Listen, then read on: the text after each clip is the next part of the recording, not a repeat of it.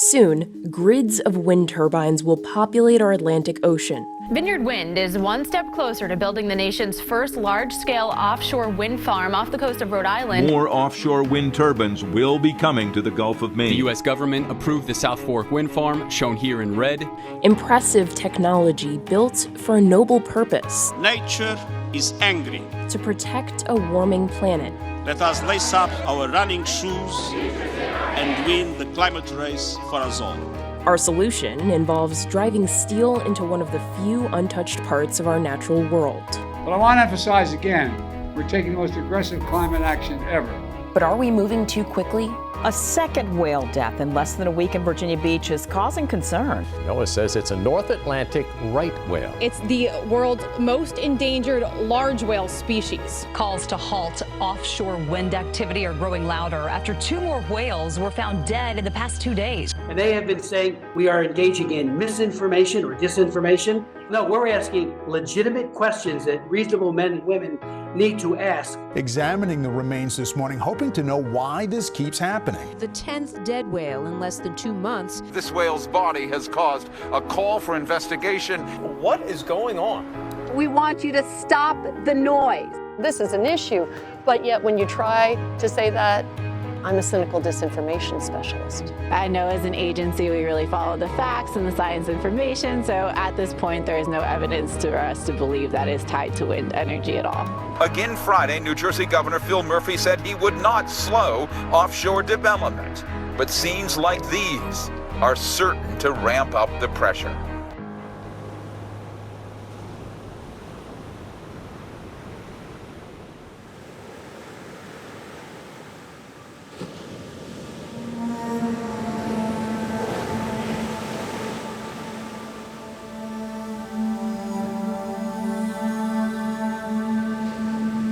Whales wash up on shore, obviously dead, and that is extremely unusual.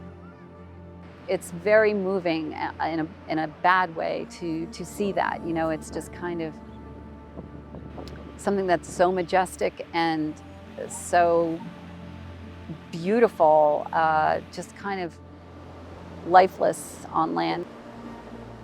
I would think over the last 7 years of marine mammal deaths, the marine mammals might be trying to tell them something. We suspected, and still suspect, that the cause of that was the vessel surveys that a number of the wind companies are now doing offshore. Before building a wind farm offshore, developers map the seafloor and the geological layers beneath it using sound waves. It's called a geophysical survey. We met with members of coastal communities in New York and New Jersey who believe the survey sounds may be disorienting the whales, leaving them more likely to collide with ships.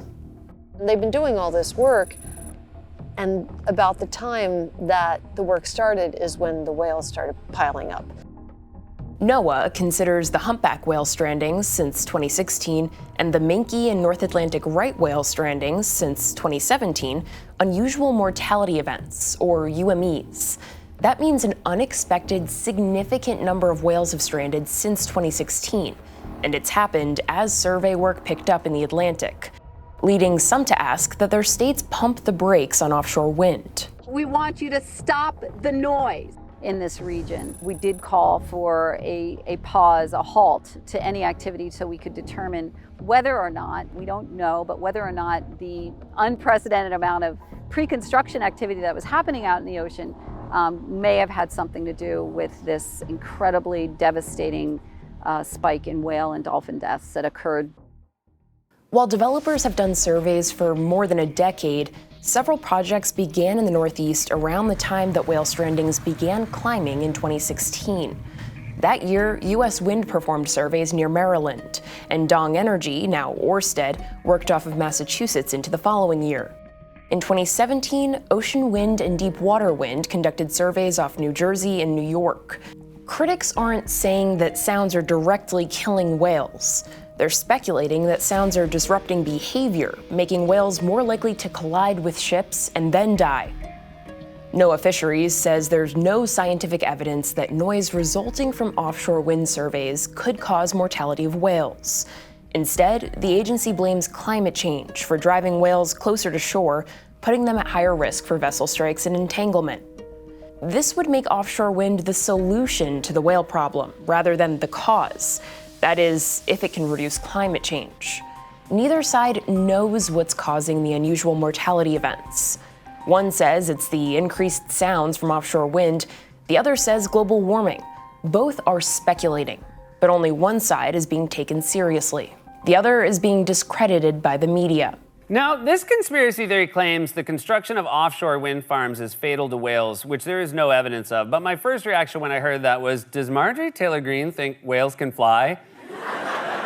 And they have been saying we are engaging in misinformation or disinformation. No, we're asking legitimate questions that reasonable men and women need to ask about the ability of these wonderful sea creatures to survive and thrive. This is an issue, but yet when you try to say that, I'm a cynical disinformation specialist. The situation has become overtly partisan in national discourse.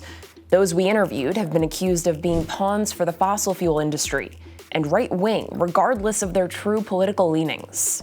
When people bring that up, to me, it just indicates that they're just unable or unwilling to talk about the substance of the problems.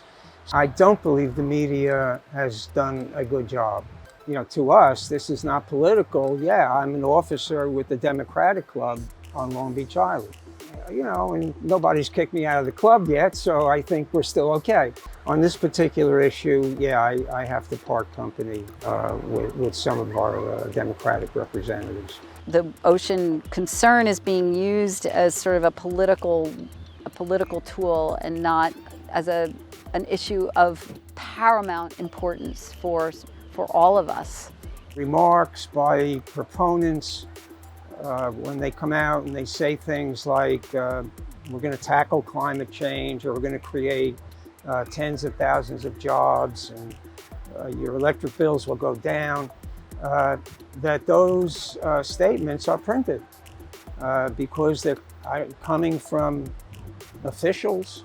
But when a group like ours tries to go back to that newspaper outlet and say in a press release, nah, it's really not the case. You know, you're only going to have a few temporary jobs. You're not addressing climate change. That does not get printed. The final environmental impact statement for Vineyard Wind states clearly that offshore wind projects would have no collective impact on global warming, but they may beneficially contribute to a broader combination of actions. Vineyard Wind declined an interview, but when questioned about the multi-billion-dollar project's lack of impact on global warming, they replied, "It will show that we can responsibly build clean energy projects that move us forward in the fight against climate change." The haste with which we're building this infrastructure is undeniable. President Biden wants wind energy to produce 30 gigawatts of electricity by 2030. 30 gigawatts is enough to power 10 million homes. Now, he'll put us on a path to 100% clean energy by 2035. However lofty that goal, governors in the Northeast, mostly Democrats, are on board. And we know that the future does lie in clean energy, and right here that means offshore wind. I think neither party is really addressing this problem of climate change and sea level rise well. I think you have a number of people in one party who are denying the problem, and then you have a number of people in the other party saying they can solve the problem with some wind turbines. Neither is accurate, and neither, frankly, is useful. My name is Darlene Catton. I'm a research scientist. I work primarily on hearing, and hearing particularly in marine organisms, but also in humans. There's no evidence that hearing has had a role in those ship strikes. I'm not saying that it didn't, but to the best of my knowledge, there hasn't been an extensive examination or any kind of procedures to determine if the animals that are being hit by ships have hearing deficits. If the whales are trying to tell us something, we can't hear it. We don't have enough data from the washed up whales themselves to evaluate whether hearing damage played a role in their strandings. According to Ketton, when necropsies are done, there are a lot of challenges. Not all hearing loss is visible post-mortem. The whale could be too decomposed when it gets to shore. It's also just really difficult to cut the ear out of a 40-ton mammal. In truth, responders aren't required to collect information on hearing damage at all. So we don't know for sure whether hearing loss is playing an indirect part in whale deaths. But we do know that the current activity by offshore developers can disturb them. They apply for authorization to do so through NOAA. The degree of disturbance is the question. It's likely that they would leave the area. Leaving the area could be an important problem. If they leave the area and it turns out that's where their major source of food is, then we've disturbed their ability to forage, to feed. And that can also happen for breeding habitats, etc. They wouldn't apply for an incidental harassment authorization if they didn't think their work could affect marine life. Documents for the Atlantic Shores Project, for example, state plainly that the sounds from survey work have potential for behavioral harassment. And behavioral harassment includes temporary hearing loss. During construction, the authorizations allow for permanent hearing loss. More projects are nearing the construction phase. The noisy part of the construction is the pile driving, hammering a giant pile into the ocean floor to secure each turbine's foundation. BOEM, which oversees offshore wind development, does require that developers use various mitigation tactics. They schedule work around migration periods, and observers monitor the work area for large mammals. But mitigation tactics aren't perfect. The bubble curtain technology developers use to dampen the sounds from pile driving doesn't work for lower frequencies, which baleen whales can hear. The final phase comes when turbines are installed, and they begin to capture and transmit energy from the wind. The underwater sounds from this phase will be constant during multiple decades of a wind farm's life. The noise from these newer turbines, the larger turbines, is much, much louder underwater than the previously smaller turbines.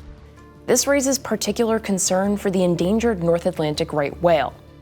According to Save LBI's calculations, the Atlantic Shores Project will create noise at levels greater than 130 decibels in the right whale's migration corridor. That's 10 times more powerful than NOAA's threshold for behavioral harassment, 120 decibels. To put that in perspective, the average rock concert is up to 120 decibels. You're at the concert and you don't want to walk toward that speaker because it's so loud you can't hear yourself think and your ears are, or you might be near that speaker for so long that when you walk away from it, you can't hear properly. So the concern is if they encounter these high levels of sound when they're trying to migrate, we suspect that could block their migration. And obviously, that is not going to be a good outcome for this whale. BOEM is funding some research to that end. One study is looking at the population effects of offshore wind development on North Atlantic right whales. But while that and other studies are ongoing, wind farms are being built. More ocean is being leased. Nothing is stopping. It's not the turbines yet, but the process that is being done now seems to be to hurry up and get her done, and whales and fishing and the ocean be damned. No, there's no concrete proof, no smoking gun showing offshore wind development is leading to the deaths of whales. It's just not that simple.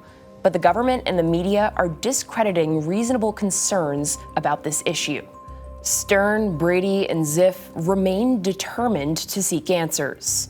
There's an awful lot about marine mammals that science doesn't really know yet. And for us to be recklessly going out there and really changing their habitat from wide open spaces to a concrete and steel jungle without knowing what the impacts are going to be is reckless. And we, the people, have to stand up for these whales.